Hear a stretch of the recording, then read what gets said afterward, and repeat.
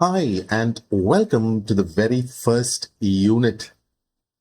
ഇപ്പൊ ഈ ആദ്യത്തെ യൂണിറ്റില് നമുക്ക് ഫ്ലൂയിഡ് മെക്കാനിക്സും ഹൈഡ്രോളിക് മെഷീൻസുമാണ് നമുക്ക് നോക്കാനായിട്ടുള്ളത്. അപ്പോൾ വളരെ സ്പെസിഫിക് ആയിട്ട് ഫ്ലൂയിഡ് മെക്കാനിക്സിൽ നിന്ന് എന്താണ് നോക്കേണ്ടത്, അതേപോലെ ഹൈഡ്രോളിക് മെഷീൻസിൽ നമ്മൾ എന്ത് പഠിക്കണം എന്നുള്ളത് ക്ലിയർ ആയിട്ട് ഇതിനകത്ത് പറഞ്ഞിട്ടുണ്ട്. ആദ്യം നമുക്ക് ആ ടോപ്പിക്സ് ഒന്ന് നോക്കാം. അപ്പൊ ഇതിനെ ബേസിക്കലി രണ്ട് സെക്ഷൻസ് ആയിട്ട് നമുക്ക് ഡിവൈഡ് ചെയ്യാം. സെക്ഷൻ എ ഫ്ലൂയിഡ് മെക്കാനിക്സും സെക്ഷൻ ബി ഹൈഡ്രോളിക് മെഷീൻസും. ഇപ്പം മൊത്തത്തില് 10 മാർക്കിന്റെ ചോദ്യങ്ങളാണ് ഈ ഒരു സെക്ഷനിൽ നിന്ന് നമുക്ക് വരിക. അപ്പോൾ ഫ്ലൂയിഡ് മെക്കാനിക്സിന്റെ ഭാഗമായിട്ട് നമുക്ക് ഏകദേശം 10 സബ് ടോപ്പിക്സ് ഉണ്ട്. അതേപോലെ എന്താ പറയേണ്ടത്, ഹൈഡ്രോളിക് മെഷീൻസിന്റെ ഭാഗമായിട്ട് 2 സബ് ടോപ്പിക്സ് ആണ് നമുക്കുള്ളത്. അപ്പൊ ഇതെല്ലാം കൂടി ചേർത്ത് 10 മാർക്കിന്റെ അല്ലെങ്കിൽ 10 മൾട്ടിപ്പിൾ ചോയ്സ് ക്വസ്റ്റ്യൻസ് ആണ് ഇതിൽ നിന്ന് വരിക. അപ്പൊ ഫ്ലൂയിഡ് മെക്കാനിക്സ് നമ്മൾ നോക്കുകയാണെങ്കിൽ ആദ്യം പ്രോപ്പർട്ടീസ് ഓഫ് ഫ്ലൂയിഡ് ആണ് പറഞ്ഞേക്കുന്നത്. അതിൽ നമുക്ക് density, specific weight, specific volume, specific gravity, viscosity, kinematic viscosity, Newton's law of viscosity, compressibility, surface tension, capillarity, ഇത്രയാണ് നമുക്ക് ഈ പ്രോപ്പർട്ടീസ് എന്ന നിലയിൽ നമുക്ക് നോക്കാനുള്ളത്. രണ്ടാമത്തെ ടോപ്പിക് എന്ന് പറയുന്നത് ഫ്ലൂയിഡ് പ്രഷർ ആൻഡ് അതിന്റെ മെഷർമെന്റ് ആണ് പറഞ്ഞിരിക്കുന്നത്. അപ്പോൾ fluid pressure and it's measurement, pressure and pressure head, absolute pressure, gauge pressure, atmospheric pressure and vacuum pressure. ഇനി അടുത്ത മൂന്നാമത്തത് നമുക്ക് ഇതിനകത്ത് പ്രഷർ തന്നെയാണ്, മെഷറിംഗ് ഇൻസ്ട്രുമെന്റ്സും അതിന്റെ പ്രിൻസിപ്പിൾസും. അപ്പൊ പ്രഷർ മെഷർ ചെയ്യുന്നതിനുള്ള ഇൻസ്ട്രുമെന്റ്സും അതിന്റെ പ്രിൻസിപ്പിൾസും. ഓക്കെ, അപ്പൊ piezometer tube, pressure gauge, manometer, YouTube manometer, differential manometer. നാലാമത് പാസ്കൽസ് ലോ ആണ് നമുക്ക് ഇതിനെ ബേസ് ചെയ്ത് പഠിക്കാനായിട്ടുള്ളത്. 5 ടൈപ്സ് ഓഫ് ഫ്ലൂയിഡ്സ് ആണ്. എന്താണ് ideal fluid, real fluid, Newtonian fluid and non Newtonian fluid. ഇത്രയും നമുക്ക് ആ ടൈപ്സ് ഓഫ് ഫ്ലൂയിഡ്സിൽ നോക്കാനുണ്ട്. പിന്നെ ഫ്ലോ മെഷറിംഗ് ഡിവൈസസ്, അതിൽ ഓറിഫിസ്, നോച്ചസ് ആൻഡ് വെൻച്ചോമീറ്റർ, ഇത് 3 നമുക്ക് നോക്കേണ്ടതായിട്ടുണ്ട്. അടുത്ത 7ാമത്തതിലേക്ക് പോയാല് ടൈപ്സ് ഓഫ് ഫ്ലൂയിഡ് ഫ്ലോ ആണ്. അപ്പൊ അതിൽ steady flow, unsteady flow, uniform flow, non uniform flow, laminar flow, turbulent flow. 8ാമത്തത് കണ്ടിന്യൂറ്റി ഇക്വേഷൻ ആണ്. അപ്പോൾ കണ്ടിന്യൂറ്റി ഇക്വേഷൻ തന്നെയാണ് അതിന്റെ ആ ഒരു സബ് ടോപ്പിക് എന്ന് പറയുന്നത്. 9ാമത്തത് ഹെഡ് ലോസസ്.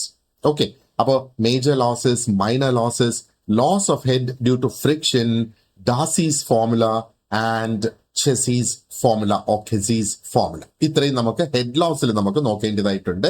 ആൻഡ് ഫ്ലൂയിഡ് മെക്കാനിക്സിലെ ലാസ്റ്റ് സബ് ടോപ്പിക് ആണ് പ്രോപ്പർട്ടീസ് ഓഫ് ഹൈഡ്രോളിക് ഓയിൽ. അതിൽ വിസ്കോസിറ്റി ഇൻഡെക്സ് ഉണ്ട്, ഓക്സിഡേഷൻ സ്റ്റെബിലിറ്റി ഉണ്ട്, demulsibility, lubricity, rust prevention, pour point, flash point, fire point and neutralization number. ഇത്രയുമാണ് നമുക്ക് ഫ്ലൂയിഡ് മെക്കാനിക്സിന്റെ ഭാഗമായിട്ട്. ഇനി നമുക്ക് ഹൈഡ്രോളിക് മെഷീൻസിന്റെ ഭാഗമായിട്ട് നമുക്ക് നോക്കേണ്ടതായിട്ടുള്ളത് ആദ്യം പമ്പാണ്. പമ്പ്സിൽ നമുക്ക് different types of pumps, centrifugal pump, reciprocating pump, slip, efficiency, discharge, specific speed. ഇനി ലാസ്റ്റ് നമുക്ക് വരുന്നത് ടർബൈൻസ് ആണ്. അപ്പൊ അതിൽ turbines, reaction turbines, impulse turbines, working principle, comparison of reaction and impulse turbines. ഇത്രയാണ് നമുക്ക് ഈ ഒരു യൂണിറ്റിൽ ഉള്ള ടോപ്പിക്സ്. അപ്പോ ഇത് അതിൻ്റെതായ ആ ഒരു സ്പെസിഫിക് സബ് ഹെഡിങ്സിലേക്ക് മാറ്റി നമ്മൾ അതിനെ ഒന്ന് ഈസി ആയിട്ട് മനസ്സിലാകത്തക്ക രീതിയിൽ തിരിച്ച് എടുത്തിരിക്കുകയാണ്. അപ്പൊ ഈ ഒരു രീതിയിലായിരിക്കും നമ്മുടെ ഈ ലെസൺസും ഫോളോ ചെയ്യുന്നത്. അപ്പോൾ ഓരോ ലെസനും ഏകദേശം ഒരു 35-40 മിനിറ്റിന്റെ ആ ഒരു വീഡിയോ ലെക്ചർ ക്ലാസ് ഉണ്ടാകും. അതോടൊപ്പം ആ ക്ലാസ്സിൽ ഡിസ്കസ് ചെയ്യുന്ന ടോപ്പിക്സിന്റെ ഡീറ്റെയിൽ ആയിട്ടുള്ള നോട്ട്സും അതിനെ ബേസ് ചെയ്തുകൊണ്ടുള്ള നിങ്ങൾക്ക് സ്വയമേ പ്രാക്ടീസ് ചെയ്യത്തക്ക രീതിയിലുള്ള ഒരു ടെസ്റ്റ് പേപ്പറും കൂടിയാണ് അത് ഡെയിലി നിങ്ങൾക്ക് ലഭിക്കുക. ആൻഡ് എല്ലാ ശനിയാഴ്ചയും ആ ഒരു വീക്കിൽ നമ്മൾ കവർ ചെയ്യുന്ന പോർഷൻസിന്റെ ഒരു ഓൺലൈൻ ആയിട്ടുള്ള ടെസ്റ്റും കൂടെ ഞാൻ കണ്ടക്ട് ചെയ്യുന്നതായിരിക്കും. Okay, so let's begin the very first lesson. ആദ്യം ലെറ്റ് സി എന്താണ് ആ ഒരു ഫ്ലൂയിഡ് മെക്കാനിക്സിന്റെ മീനിങ് എന്നുള്ളത് നമുക്ക് നോക്കാം. ഓക്കെ, അപ്പോ ഈ ഒരു വേർഡ് ഫ്ലൂയിഡ് മെക്കാനിക്സ് എന്ന് പറയുമ്പോൾ ഈ ഒരു വാക്കിന്റെ അർത്ഥം എന്താണ് എന്ന് നമുക്ക് നോക്കാം. Fluid mechanics is A branch of engineering, അല്ലെ? എഞ്ചിനീയറിംഗ് സയൻസിന്റെ ഒരു ബ്രാഞ്ച് തന്നെയാണ്. ആൻഡ് ഇതില് സ്പെസിഫിക് ആയിട്ട് ലിക്വിഡ്സും ഗ്യാസസും എങ്ങനെയാണ് പെരുമാറുന്നത്, എങ്ങനെയാണ് അതിന്റെ ബിഹേവിയർ എന്നുള്ളത് നമ്മൾ പഠിക്കുന്ന ആ ഒരു ബ്രാഞ്ചാണ് ഫ്ലൂയിഡ് മെക്കാനിക്സ് എന്ന് പറയുമ്പോഴത്തേക്ക്. ഇപ്പൊ ചില സമയത്ത് നമുക്കറിയാം ഫ്ലൂയിഡ്സ് ആർ അറ്റ് റെസ്റ്റ്, അല്ലെ? അത് ഒരു റെസ്റ്റ് പൊസിഷനിലാണ് ഇവിടെ കാണുന്നത് പോലെ, കണ്ടല്ലേ? ഈ ആദ്യത്തതില് ഫ്ലൂയിഡ് അറ്റ് റെസ്റ്റ് ആയിട്ട് നമുക്ക് കാണാം. ഒരു പക്ഷേ ഈ കാണുന്നത് പോലെ ഒരു ടാങ്കിൽ സ്റ്റോർ ചെയ്തേക്കുന്ന വെള്ളം അത് അനങ്ങാതെ നിൽക്കുന്ന ആ ഒരു അവസ്ഥ. ചില സമയത്ത് ഇറ്റ് വിൽ ബി മൂവിങ്. ഈ രണ്ടാമത്തെ ഇമേജിൽ ഫ്ലൂയിഡ് ഇൻ മോഷൻ ആണ് നമ്മൾ ഇവിടെ ഈ കാണുന്നത്. അത് ഒരു പൈപ്പിലൂടെ വെള്ളം പോകുന്നത്, അല്ലെങ്കിൽ ആ ഒരു എന്താ പറയേണ്ടത്, air flowing around an aircraft. അതും ആ ഒരു മെക്കാനിക്സിന്റെ ഭാഗമായിട്ട് തന്നെയാണ് വരുന്നത്. അതാണ് ഇവിടെ ഇതൊരു എയർക്രാഫ്റ്റ് ആണെന്ന് വിചാരിക്കുക, അതിന്റെ ചുറ്റാകെ ആ ഒരു എയർ ഫ്ലോ വരുന്നത് കണ്ടില്ലേ? ഇനി നമ്മളൊരു ഇമ്പോർട്ടന്റ് ആയിട്ടുള്ള ഒരു ഡെഫിനിഷൻ ഇതിന്റെ നോക്കുക. ഇപ്പോൾ ഒരു ഫ്ലൂയിഡ് എന്ന് പറയുന്നത് is A substance that undergoes continuous deformation. എപ്പോഴാണ് ആ ഒരു കണ്ടിന്യൂസ് ഡിഫോർമേഷൻ അതിന് സംഭവിക്കുന്നത്? അതിന്റെ മുകളിൽ ഒരു ഷിയർ സ്ട്രെസ് ആക്ട് ചെയ്യുമ്പോഴാണ് ഇത് സംഭവിക്കുക. റൈറ്റ്? ഒരു ഷിയർ സ്ട്രെസ് അതിന്റെ മുകളിൽ ആക്ട് ചെയ്യുമ്പോഴാണ് ഈ ഒരു കണ്ടിന്യൂസ് ആയിട്ടുള്ള ഒരു ഡിഫോർമേഷൻ അതിന് സംഭവിക്കുന്നത്. ഇപ്പൊ ഷിയർ സ്ട്രെസ് എന്ന് പറയുന്നത് എന്താണ്? അത് ഒരു ടാഞ്ചിബിൾ ആയിട്ടുള്ള ഒരു ഫോഴ്സ് ആണ്. ആൻഡ് അത് that's A force per unit area. അങ്ങനെയാണ് അതിനെ ഡിഫൈൻ ചെയ്തേക്കുന്നത്, അല്ലേ? അപ്പൊ ആ ഒരു ഷിയർ സ്ട്രെസ് യൂഷ്വലി ആ ഒരു ഗ്രീക്ക് വേർഡ് ടാവ് ആണ് അതിനെ റെപ്രസെന്റ് ചെയ്യുന്നത്. അതാണ് ഇവിടെ നമ്മൾ ഈ കാണുന്നത്. It's represented by tau. And എന്താ പറയേണ്ടത്, അതിന്റെ ആ ഒരു ബേസിക് ഫോർമുല എന്ന് പറയുന്നത് tau equals F divided by A. അപ്പോ ഷിയർ സ്ട്രെസ് എന്ന് പറയുന്നത് is equal to force divided by area.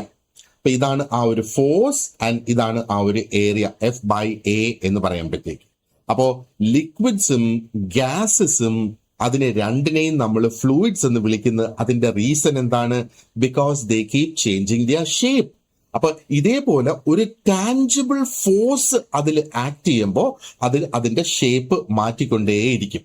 അപ്പൊ ഈ ഒരു കാരണം കൊണ്ടാണ് വെള്ളം ഒഴുകുന്നത്, എയർ ഫ്ലോ ചെയ്യുന്നത്, ഓയിലും ഫ്ലോ ചെയ്യുന്നതിന്റെ റീസൺ ഇതാണ്.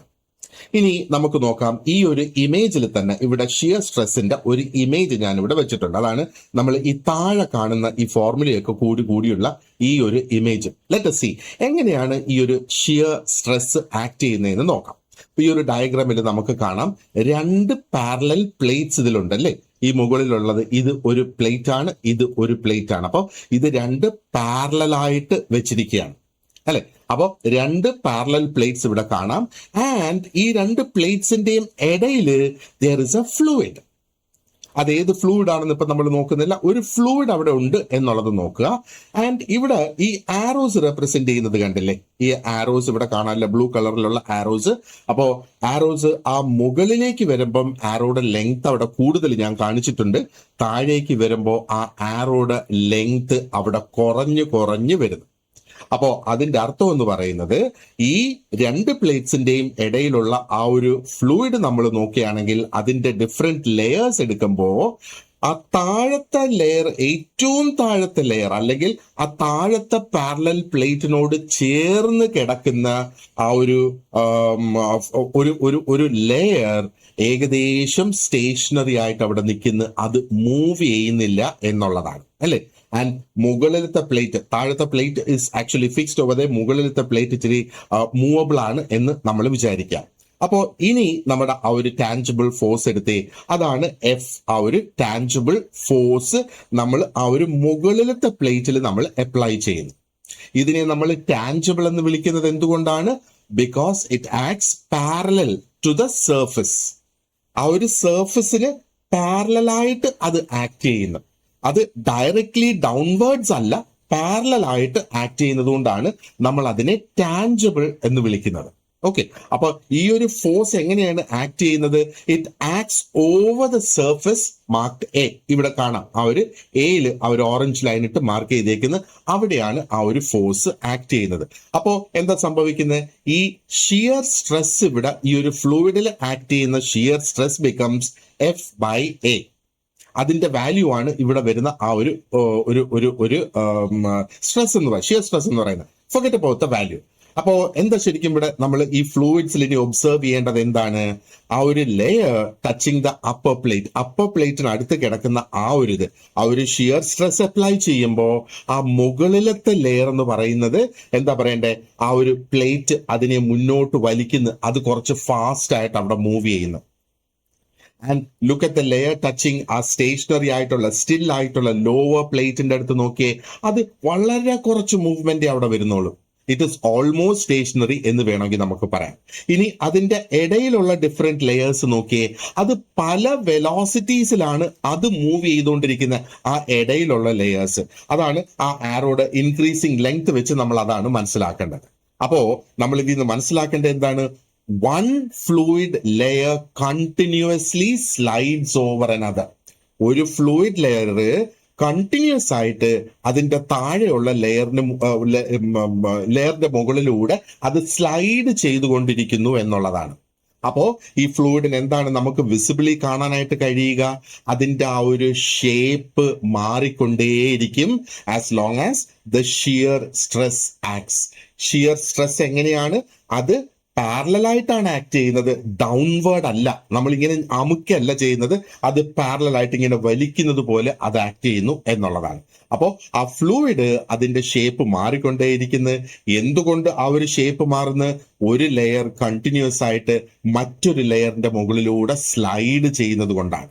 അപ്പോൾ ഈ കണ്ടിന്യൂസ് ആയിട്ട് നമുക്ക് വേണമെങ്കിൽ പറയാം ഈ ഷേപ്പ് മാറുന്നതിനെ ഡിഫോമേഷൻ എന്ന് വിളിക്കാം. അപ്പൊ ഈ കണ്ടിന്യൂസ് ആയിട്ട് നടന്നുകൊണ്ടിരിക്കുന്ന ഈ ഒരു ഡിഫോമേഷൻ ഉണ്ടല്ലോ, ആ ഒരു ഷിയർ സ്ട്രെസ് നമ്മൾ അപ്ലൈ ചെയ്യുമ്പം is the most important characteristics of A fluid. നമ്മൾ ഒന്ന് ആലോചിച്ച് നോക്കുക. നമ്മൾ ഈ പ്ലേയിങ് കാർഡ്സ് ഉണ്ടല്ലോ, നമ്മൾ ചീട്ട് കളിക്കാനായിട്ട് ഉപയോഗിക്കുന്ന ആ ഒരു കാർഡ്സ്, ആ കാർഡ്സ് നമ്മൾ അടുക്കി പറക്കി ഈ വെള്ളത്തിന്റെ ഈ ഫ്ലൂയിഡിന്റെ ഡിഫറെന്റ് ലെയേഴ്സ് പോലെ നമ്മളതൊരു മേശപ്പുറത്ത് അടുക്കി പിടിക്കി വെക്കുക. എന്നിട്ട് ആ മുകളിലത്തെ കാർഡിനെ നമ്മളൊന്ന് സൈഡ് വേസ് ഒന്ന് നീക്കിയാലോ, ഏതെങ്കിലും ഒരു സൈഡിലോട്ട് നമ്മൾ അതിനെ ഒന്ന് നീക്കിയാലോ, എന്താ സംഭവിക്കുക? കാർഡ്സ് മൊത്തത്തില് will slide over one another. അപ്പോ ആ ഒരു സ്റ്റാക്ക് നമ്മൾ വെച്ചിരുന്നതിന്റെ ഷേപ്പ് അങ്ങ് മാറിയാണ് നമ്മൾ അത് സ്ലൈഡ് ചെയ്യുമ്പോഴത്തേക്ക്. അത് ഒരു തവണ മാത്രം മാറി അവിടെ നിൽക്കുന്നു. വീണ്ടും നമ്മളൊന്ന് ആ ഒരു ഫോഴ്സ് ഇങ്ങനെ ഒന്ന് നീക്കിയാലോ, വീണ്ടും അതിന്റെ ആ ഒരു ഷേപ്പ് അങ്ങ് മാറും. അപ്പൊ ഫ്ലൂയിഡ് ലെയേഴ്സും ഇതേ സമാനമായ ഒരു രീതിയിലാണ് അത് പെരുമാറുന്നത്. പക്ഷേ ഒരു ഫ്ലൂയിഡ് കണ്ടിന്യൂസ് ആയിട്ട് ഡിഫോം ചെയ്യും ആ ഒരു ടാഞ്ചിബിൾ ഫോഴ്സ് നമ്മൾ അപ്ലൈ ചെയ്തിരിക്കുന്നിടത്തോളം കാലം. ആ ഫോഴ്സ് നിൽക്കുമ്പം it will come back to rest again. അപ്പോൾ ഇവിടെ ഒരു ഡിഫറൻസ് നമ്മൾ മനസ്സിലാക്കുക. പ്രഷർ ഉണ്ടല്ലോ, പ്രഷർ എപ്പോഴും പെർപെൻഡിക്കുലർ ആയിട്ടായിരിക്കും ആക്ട് ചെയ്യുന്നത്. ആൻഡ് ഷിയർ സ്ട്രെസ് എന്ന് പറയുന്നത് അത് പാരലൽ ആയിട്ടാണ് എപ്പോഴും ആക്ട് ചെയ്യുന്നത്, പാരലൽ ടു ദ സർഫസ്. മനസ്സിലായോ ആ ഒരു ഡിഫറൻസ്? അതുകൊണ്ടാണ് ടാഞ്ചിബിൾ ടു ദ സർഫസ് എന്ന് നമ്മൾ പറയുന്നത്. അപ്പൊ പ്രഷർ നമുക്കൊരു അവസരത്തിൽ പിന്നീട് ചിലപ്പോൾ പ്രഷർ നമുക്ക് പഠിക്കേണ്ടതായിട്ട് വരും. അപ്പൊ പ്രഷർ എപ്പോഴും പെർപെൻഡിക്കുലർ ആയിട്ടാണ് ആക്ട് ചെയ്യുന്നത് ടു ദ സർഫസ്. നമ്മൾ ഇങ്ങനെ ഞെക്കുന്നത് അതല്ലേ പ്രഷർ എന്ന് പറയുന്നത്, അത് പെർപെൻഡിക്കുലർ ആണ്. ആൻഡ് ഷിയർ സ്ട്രെസ് എപ്പോഴും ആക്ട് ചെയ്യുന്നത് എങ്ങനെയാണ്? ഇറ്റ് ഈസ് പാരലൽ അല്ലെങ്കിൽ ടാഞ്ചിബിൾ ടു ദ സർഫസ് എന്നുള്ളത്. Okay, right. സോ ഇനി അടുത്തത് ഫ്ലൂയിഡ് മെക്കാനിക്സിന്റെ 3 ഡിവിഷൻസ് ഉണ്ട്. Let us see what are these 3 divisions of fluid mechanics. ആദ്യം നമുക്ക് കാണാം ഫ്ലൂയിഡ് സ്റ്റാറ്റിക്സ് ഉണ്ട്. That is fluids at rest. ആദ്യത്തെ ഇമേജിൽ കാണുന്നത്. ഫ്ലൂയിഡ് കൈനമാറ്റിക്സ് ഉണ്ട്. That is motion without considering force. അപ്പോൾ അതിൽ ആക്ട് ചെയ്യുന്ന ഫോഴ്സിനെ കൺസിഡർ ചെയ്യാതെ വരുന്ന ആ ഒരു മൂവ്മെന്റ്, ആ മോഷനാണ് ഫ്ലൂയിഡ് കൈനമാറ്റിക്. ഫ്ലൂയിഡ് ഡൈനാമിക്സ് എന്താണ്? Motion with forces and energy changes. ഇവിടെ ഫോഴ്സ് വരുന്ന എപ്പോഴാണ്? നമ്മളൊരു മോട്ടറൊക്കെ അതിനകത്ത് അപ്ലൈ ചെയ്യുമ്പോഴത്തേക്ക് അവിടെ ഫോഴ്സ് വരുന്നു, അല്ലെങ്കിൽ എനർജി ചേഞ്ചസ് അവിടെ വരുന്നു എന്നുള്ള. ഓക്കെ, അപ്പോ 3 പാർട്സ് ആയിട്ട് നമുക്ക് ഈ ഒരു സബ്ജക്റ്റിനെ, ഫ്ലൂയിഡ് മെക്കാനിക്സിനെ നമുക്ക് ഡിവൈഡ് ചെയ്യാം. ആദ്യം വരുന്നത് ഫ്ലൂയിഡ് സ്റ്റാറ്റിക്സ് ആണ്. അപ്പോ സ്റ്റാറ്റിക്സ് അല്ലെങ്കിൽ സ്റ്റാറ്റിക് എന്ന ആ ഒരു വേർഡിന്റെ അർത്ഥം തന്നെ എന്താണ്? റെസ്റ്റ് എന്നുള്ളതാണ്. അപ്പൊ fluid static studies fluids that are stationary. Stationary means something that is not moving. ഒരു ഉദാഹരണം പറയാനാണെങ്കിൽ water that is stored behind a dam. ഒരു ഡാമിൽ അതിന്റെ സ്റ്റോറേജ് ഏരിയയിൽ സ്റ്റോർ ചെയ്ത് വെച്ചിരിക്കുന്ന ആ ഒരു വെള്ളം തുറന്നു വിട്ടെങ്കിലേ അത് മൂവ് ചെയ്യുള്ളൂ അല്ലേ. അല്ലെങ്കിൽ ഒരു ടാങ്കിൽ വെച്ചിരിക്കുന്ന ഓയിൽ, ദാറ്റ് ഇസ് സ്റ്റേഷനറി. അതാണ് ഈ ഒരു ഇമേജിൽ ഡാമും ഉണ്ട്, ടാങ്കിൽ ഓയിലും ഉണ്ട് അല്ലെ. രണ്ടാമത് ഫ്ലൂയിഡ് കൈനമാറ്റിക്സ് വരുന്നു. കൈനമാറ്റിക്സ് എന്താണ് അതുകൊണ്ട് ഉദ്ദേശിക്കുന്നത്? അത് മോഷൻ മാത്രമാണ് നമ്മൾ അതിൽ പഠിക്കുന്നത്. And this describes velocity, direction, flow pattern. ഇത് മൂന്നും ഇതിനകത്ത് നമ്മൾ പഠിക്കും, ഡിസ്ക്രൈബ് ചെയ്യും. ആൻഡ് ഇത് എങ്ങനെയൊക്കെയാണ് ഞാൻ പറഞ്ഞു, വിത്തൗട്ട് ഫോഴ്സസ് എന്ന് പറഞ്ഞ്. അപ്പൊ നമ്മൾ വെലോസിറ്റി, ഡയറക്ഷൻ, ഫ്ലോ പാറ്റേൺ അവിടെ എടുക്കുന്നത് വിത്തൗട്ട് ആസ്കിങ് എന്ത് ഫോഴ്സ് ആണ് ഈ ഒരു മോഷൻ അവിടെ ക്രിയേറ്റ് ചെയ്തത് എന്നുള്ള ആ ഒരു ഘടകത്തെ ഒഴിച്ചു നിർത്തിക്കൊണ്ട് നമ്മൾ പഠിക്കുന്നതാണ്. അതായത് എങ്ങനെ ആ ഫ്ലൂയിഡ് മൂവ് ചെയ്യുന്നു എന്ന് ബേസിക്കലി നമ്മൾ ഇവിടെ നോക്കുന്നു. How is the fluid moving, അല്ലാതെ what causes the movement of the fluid. അതാണ് ആ ഒരു പ്രഷർ എന്ന് അല്ലെങ്കിൽ ഫോഴ്സ് എന്ന് വേണമെങ്കിൽ പറയാം. ആ ഫോഴ്സിനെ നമ്മൾ ഇവിടെ കണക്കിൽ എടുക്കുന്നില്ല. That is fluid kinematics. ഇനി മൂന്നാമത്തേത് ഫ്ലൂയിഡ് ഡൈനമിക്സ് ആണ്. ഇപ്പൊ ഡൈനമിക്സ് എന്താണ് ചെയ്യുന്നത്? It connects motion with forces. ഇപ്പൊ ഇവിടെ ആ ഒരു ഫോഴ്സ് നമ്മൾ കണക്കിലെടുക്കുന്നുണ്ട്. നോക്ക്, നമ്മൾ കിണറ്റിൽ നിന്ന് വെള്ളം പമ്പ് ചെയ്ത് ടാങ്കിലോട്ട് കയറ്റുന്നു. അപ്പൊ അതിന് നമ്മൾ അവിടെ ഒരു ഫോഴ്സ് ഉപയോഗിക്കുന്ന, മോട്ടറിൽ നിന്ന് വരുന്ന ആ ഒരു ഫോഴ്സ് അവിടെ ഉപയോഗിക്കുന്നു അല്ലെ. അപ്പൊ ഡൈനമിക്സ് എപ്പോഴും ആ ഒരു മോഷൻ ക്രിയേറ്റ് ചെയ്യുന്ന ഫോഴ്സ് എന്താണോ ആ ഫോഴ്സും കൂടെ ചേർത്ത് നമ്മൾ പഠിക്കുന്നതാണ് ഡൈനമിക്സ്. അപ്പൊ ഇവിടെ നമ്മൾ ചോദിക്കുന്ന ചോദ്യങ്ങൾ എന്തൊക്കെയാണ്? Why is the fluid moving? എന്തുകൊണ്ട് ആ ഒരു ഫ്ലൂയിഡ് അവിടെ നിന്ന് മൂവ് ചെയ്യുന്നു? അപ്പൊ എന്ത് പ്രഷർ, ഫോഴ്സ് അല്ലെങ്കിൽ എനർജി ചേഞ്ച് ആണ് ഈ ഒരു മോഷന് ഉത്തരവാദി?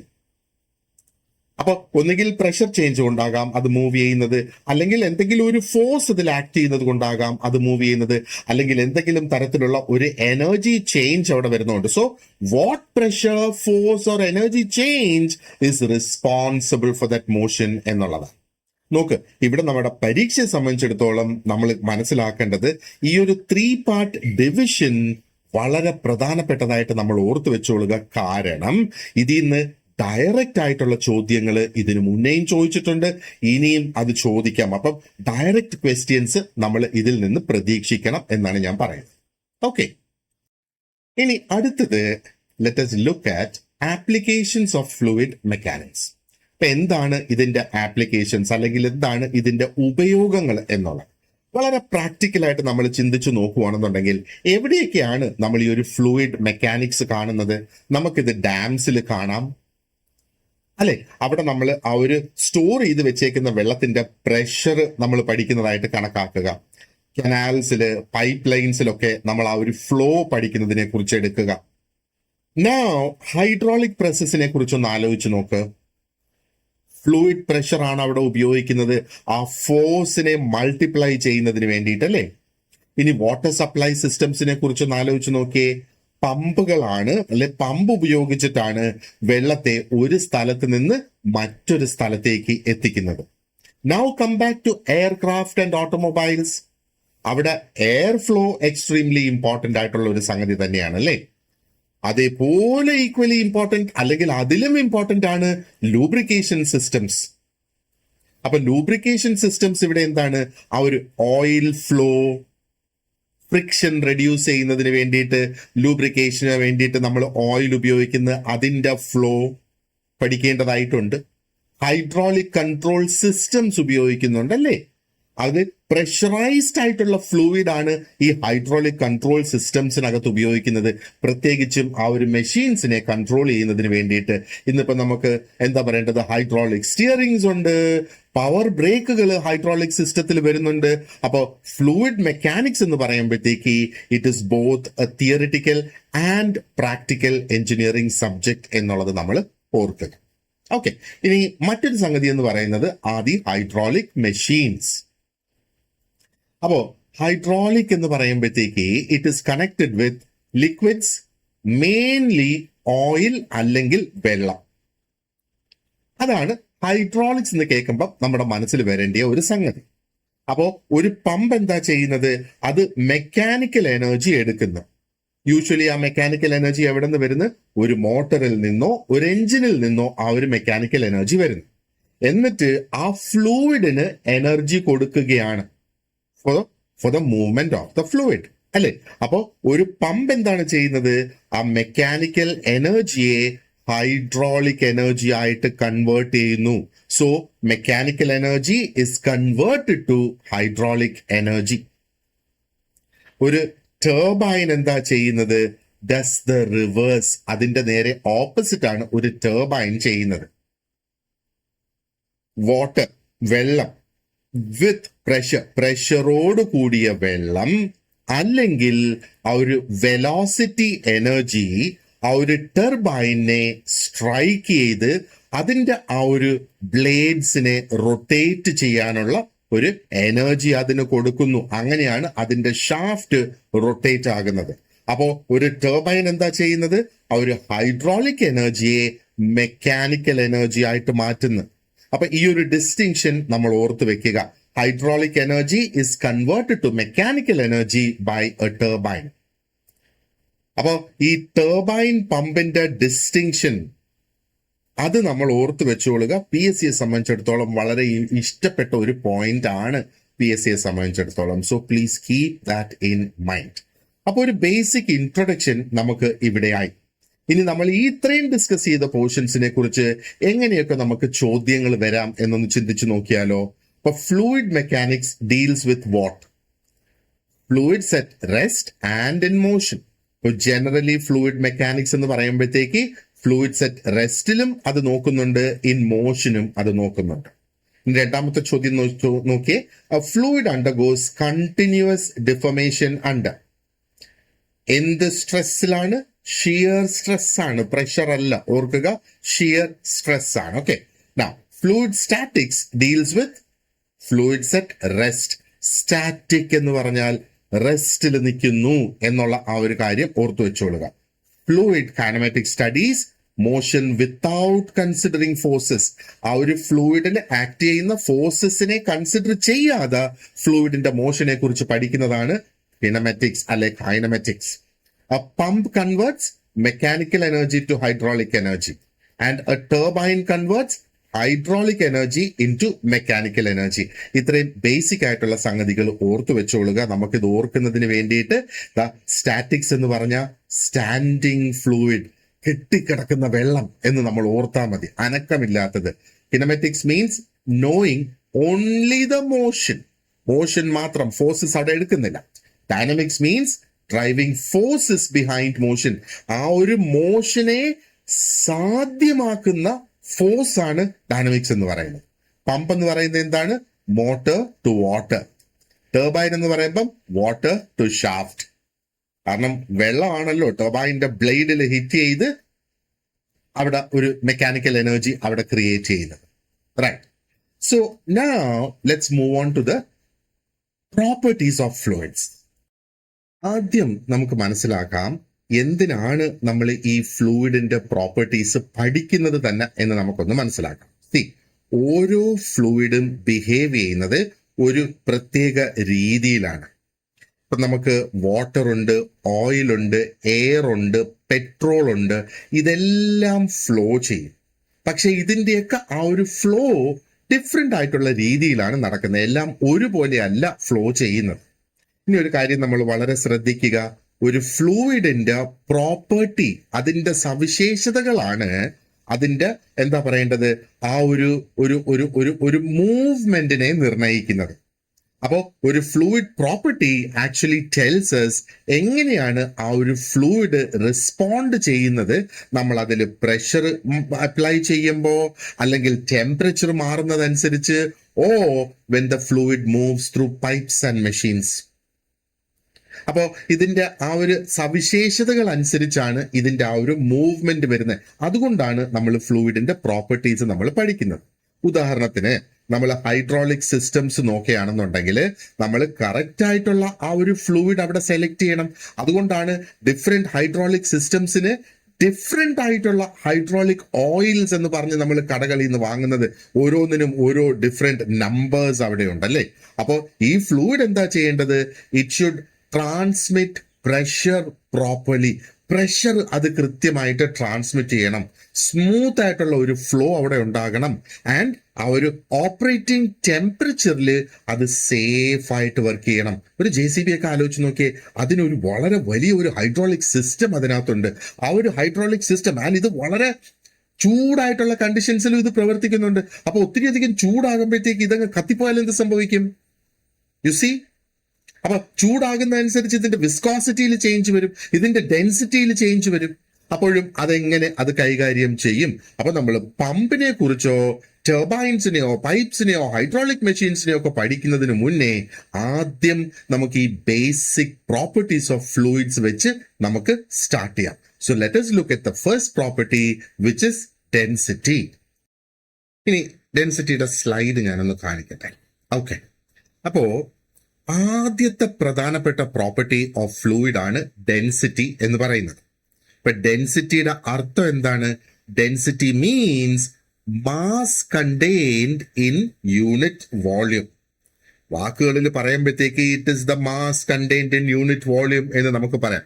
ഇനി സിമ്പിൾ വേർഡ്സിൽ പറയാനാണെന്നുണ്ടെങ്കിൽ ഡെൻസിറ്റി നമ്മളോട് പറയുന്നത് എന്താണ്? എന്തുമാത്രം മാറ്റർ ആണ് ഒരു സർട്ടൻ വോളിയത്തിന്റെ ഉള്ളില് പാക്ക് ചെയ്ത് കുത്തി നിറച്ചിരിക്കുന്നത് എന്നാണ്. അതാണ് ഡെൻസിറ്റി എന്ന് പറയുന്നത്. അപ്പൊ ഡെൻസിറ്റിക്ക് ഉപയോഗിക്കുന്ന സിമ്പിൾ അതിന് പി പോലെ ഇരിക്കുന്നെങ്കിലും that is called rho. It's a Greek letter rho. And ഡെൻസിറ്റിയുടെ ഫോർമുല നമ്മൾ നോക്കുകയാണെന്നുണ്ടെങ്കിൽ it is M divided by V. അപ്പോ എന്താണ് പറയുന്നത്? Rho equals M divided by E. V, അതായത് മാസ് ഡിവൈഡഡ് ബൈ വോള്യൂം എന്നാണ് അതുകൊണ്ട് ഉദ്ദേശിക്കുന്നത്. ഓക്കെ, അപ്പോ ആ ഒരു പി പോലെ നമ്മൾ കാണുന്ന ആ ഒരു ഗ്രീക്ക് ലെറ്റർ ഇസ് റോ. ഡെൻസിറ്റിയുടെ ആ ഒരു simple is rho. Rho is equal to M divided by V. അപ്പോ എന്താ ഇവിടെ സംഭവിക്കുന്നത്?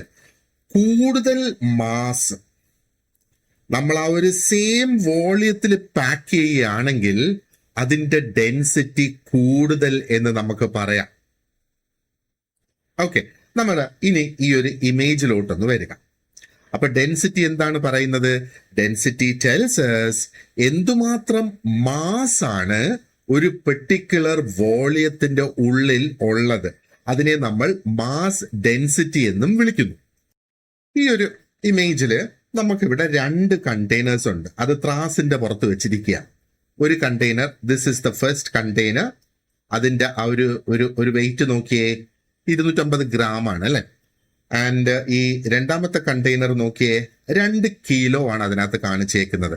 ഇതിൽ രണ്ടിലും നമ്മൾ ചെറിയ ചെറിയ ബോൾസ് അതിനകത്ത് ഇട്ടിട്ടുണ്ട്. അതാണ് ആ ഒരു 2 കണ്ടെയ്നർ. 2 കണ്ടെയ്നറിന്റെയും സൈസ് എക്സാക്ട്ലി ദ സെയിം തന്നെയാണ്. അപ്പൊ എന്താ സംഭവിക്കുന്നത്? ആ 2 കണ്ടെയ്നറിന്റെയും വോളിയം അവിടെ സെയിം ആണെന്നാണ് അതിന്റെ അർത്ഥം.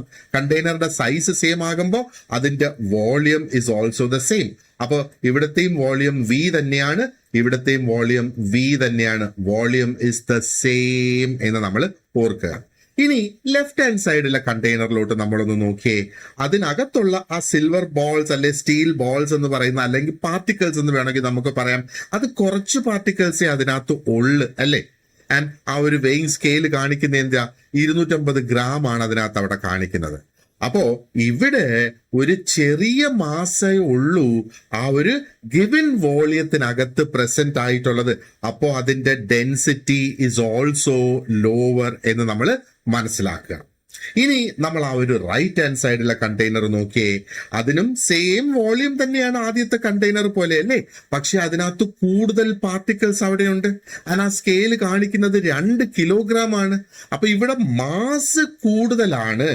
അപ്പൊ കാരണം എന്തുകൊണ്ട് മാസ് കൂടുതലാകുന്നു? കൂടുതൽ മാറ്റർ നമ്മൾ അതിനകത്ത് കുത്തി നിറച്ചിരിക്കുകയാണ് ആ ഒരു സെയിം വോളിയത്തില്. അപ്പോ ഇവിടെ ഡെൻസിറ്റി കൂടുതലാണ് എന്നാണ് അതിന്റെ അർത്ഥം അല്ലെ. അപ്പൊ ഈ ഒരു റിലേഷൻഷിപ്പ് എങ്ങനെയാണ് നമ്മൾ എക്സ്പ്രസ് ചെയ്യുന്നത്? ആ rho is equal to mass divided by volume.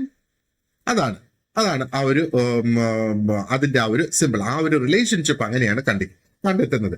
And എന്താ പറയേണ്ടത്, ഈ ഡെൻസിറ്റിയുടെ SI യൂണിറ്റ് എപ്പോഴും കിലോഗ്രാം ബൈ m⁻³ അല്ലെങ്കിൽ m³ എന്ന് പറയാം. അപ്പൊ അതിൽ നിന്ന് നമ്മൾ മനസ്സിലാക്കേണ്ടത് എന്താണ്, when the volume remains the same, volume same ആയിട്ട് തന്നെ നിൽക്കുമ്പോ ആ മാസ് നമ്മൾ കൂട്ടിക്കൊണ്ടുവരികയാണെങ്കിൽ അത് ഡെൻസിറ്റിയെ കൂട്ടും. സിമ്പിൾ ആയിട്ട് പറയാനാണെങ്കിൽ the more matter that is packed into a given space, the greater the density. നമുക്ക് ആകെ തന്നിരിക്കുന്ന ആ ഒരു സ്പേസിൽ നമ്മൾ കൂടുതൽ മാറ്റർ നമ്മൾ നിറച്ചു കൊണ്ടുവരികയാണെങ്കിൽ അതിന്റെ ഡെൻസിറ്റി കൂടി വരും എന്നുള്ളതാണ് അതിന്റെ അർത്ഥം. അപ്പോ രണ്ട് കണ്ടെയ്നറിന്റെയും സ്പേസ് ഇവിടെ സെയിം ആണ്, പക്ഷേ ആ ഒരു രണ്ടാമത്തെ container uses more mass. Therefore, the second substance is denser. മനസ്സിലായോ? ആ ഒരു ഡിഫറൻസ് മനസ്സിലായില്ലെങ്കിൽ ഇതെനിക്കൊരു മെസ്സേജ് അയച്ച് പറയണം മനസ്സിലായില്ലെന്ന്.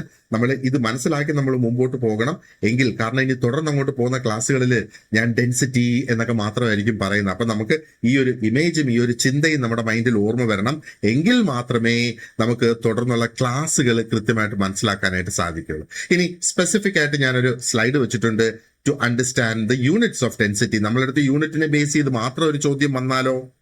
അപ്പൊ യൂണിറ്റ് നമുക്ക് കൃത്യമായിട്ടൊന്ന് മനസ്സിലാക്കാം. ഇപ്പൊ ഡെൻസിറ്റി അല്ലെങ്കിൽ റോ എന്ന് പറയുന്നത് is equal to mass divided by volume, അല്ലെ? ആൻഡ് ഇവിടെ മാസ് കിലോഗ്രാമിലാണ് മെഷർ ചെയ്യുന്നത്, kg എന്ന് എഴുതുന്നത്, അല്ലെ? ആൻഡ് വോളിയം എങ്ങനെയാണ്, m⁻³ എന്നാണ്, അതായത് ക്യൂബിക് മീറ്റർ ആണ് എപ്പോഴും വോളിയം എന്ന് പറയുന്നത്.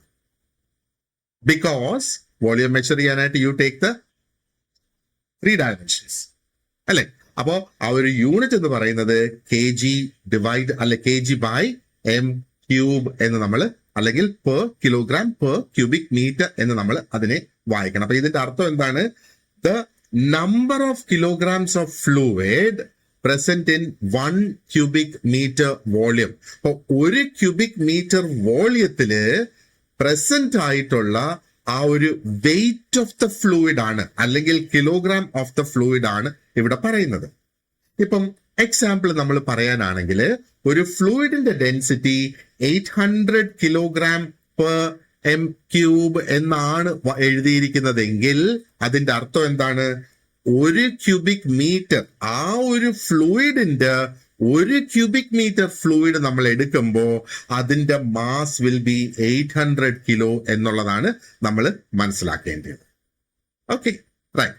Now let us have a quick look at the density of water. അപ്പോൾ ആ ഒരു സാധാരണയായ എഞ്ചിനീയറിംഗ് അല്ലെങ്കിൽ ഓർഡിനറി എഞ്ചിനീയറിംഗ് കാൽക്കുലേഷൻസിന് വേണ്ടിയിട്ട് നമ്മൾ വാട്ടറിന്റെ ഡെൻസിറ്റി എടുക്കുന്നത് എങ്ങനെയാണ്, rho of water is equal to 1000 kilogram per m³ എന്നാണ്, പെർ മീറ്റർ ക്യൂബ് അല്ലെങ്കിൽ പെർ ക്യൂബിക് മീറ്റർ എന്നാണ് പറയുന്നത്. അപ്പോ ഇവിടെ rho water means density of water എന്നെപ്പോഴും നമ്മൾ ഓർത്തു വെച്ചോളുക. ഈ ഒരു വാല്യൂ ഇത് ഫിക്സ് ചെയ്ത് വെച്ചിരിക്കുക.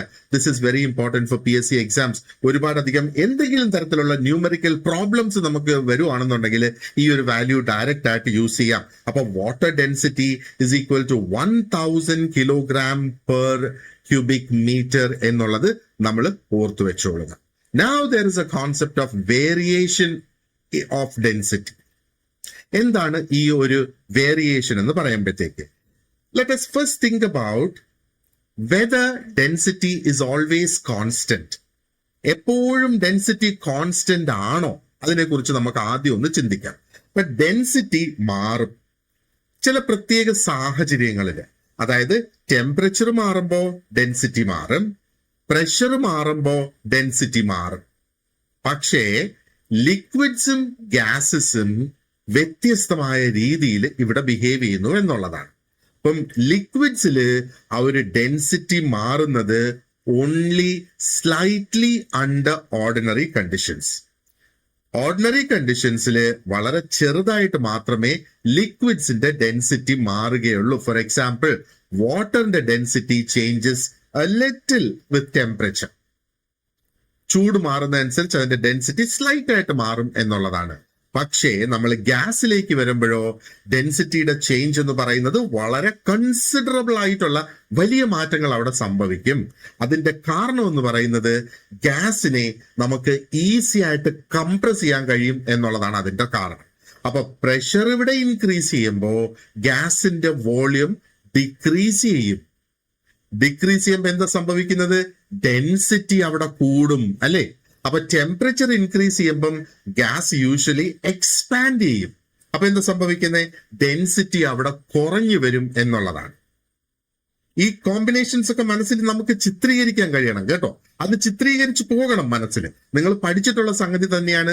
ഞാനിത് ജസ്റ്റ് ഒന്ന് ഓർമ്മിപ്പിക്കുന്നു എന്നുള്ളതേ ഉള്ളൂ. ചിലപ്പോൾ കുറച്ച് നാളായിട്ടുണ്ടാകാം നിങ്ങൾ പഠിച്ചിട്ട്, ചിലപ്പോൾ ഇപ്പൊ പഠിച്ച് കോളേജിൽ നിന്ന് ഇറങ്ങിയതാവാം, ഫ്രഷർ ആകാം അല്ലേ? അപ്പോ PSCയെ സംബന്ധിച്ചിടത്തോളം നമ്മൾ ഈ ഒരു കമ്പാരിസൺ വളരെ ക്ലിയർ ആയിട്ട് ഓർത്തു വെച്ചോളുക.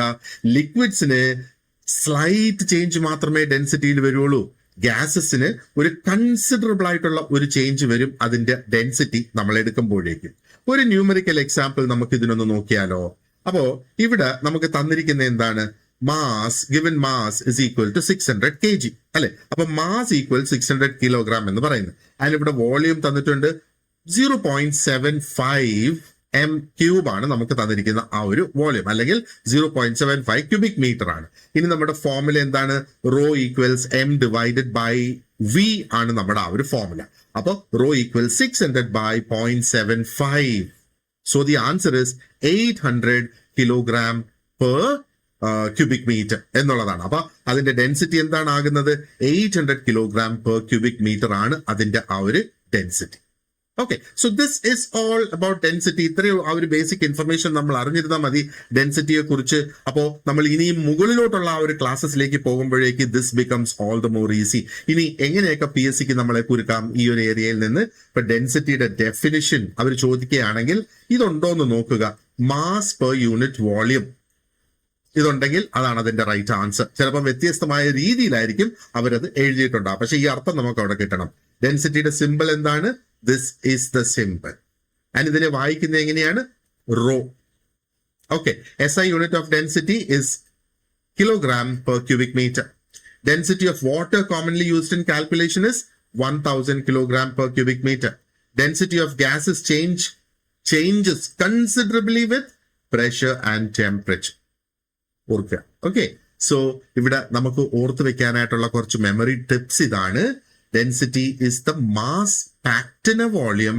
അപ്പോ അതിനകത്ത് എന്തുമാത്രം അതിനകത്തുണ്ട് എന്നുള്ളതാണ് അതിന്റെ ആ ഒരു ഡെൻസിറ്റി എന്ന് പറയുന്നത്.